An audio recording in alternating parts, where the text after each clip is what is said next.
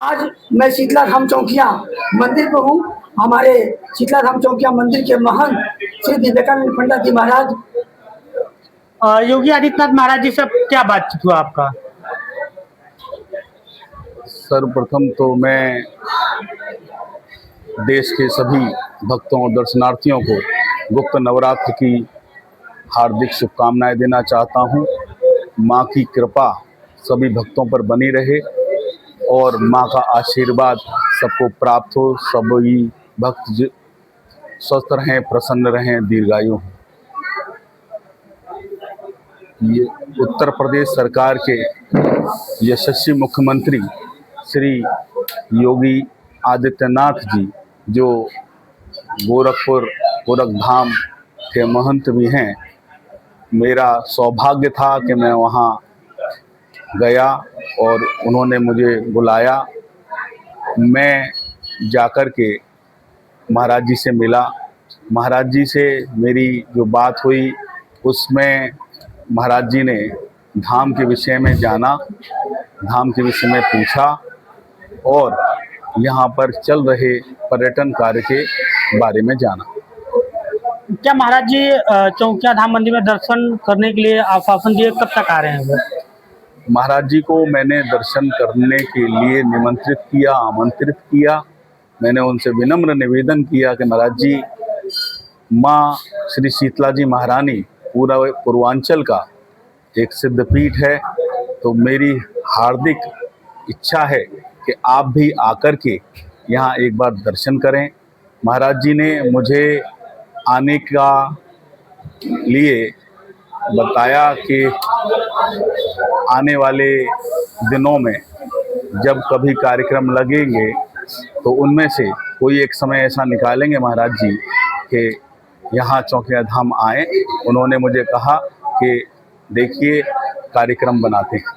पर जिस हिसाब से यहाँ भीड़ होता है, जिस तरीके से यहाँ जगह कम है और बहुत मुश्किल का सामना करके दर्शन करना पड़ता है, चौड़ीकरण को लेकर के या मंदिर को बढ़ाने का, इस पर कोई बातचीत नहीं हुआ आपका? देखिए, पर्यटन विभाग द्वारा यहाँ कार्य चल रहा है और वही सुंदरता और जो भी कार्य किया जा रहा है वो उसी दिशा में किया जा रहा है कि भक्तों को दर्शन आसानी से सुलभता से मिले और जितने भी दर्शनार्थी और भक्त आते हैं माँ की कृपा पाने के लिए, दर्शन करने के लिए, उन्हें कुछ आसानी हो जाए। उसी के दृष्टिगत यहाँ पर जो भी कार्य पर्यटन द्वारा चल रहा है वो चल रहा है।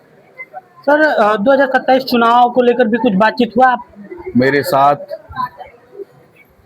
हमारे जिले के श्री अजीत प्रजापति जी जो जिलाध्यक्ष हैं, मेरे साथ वो थे और उनके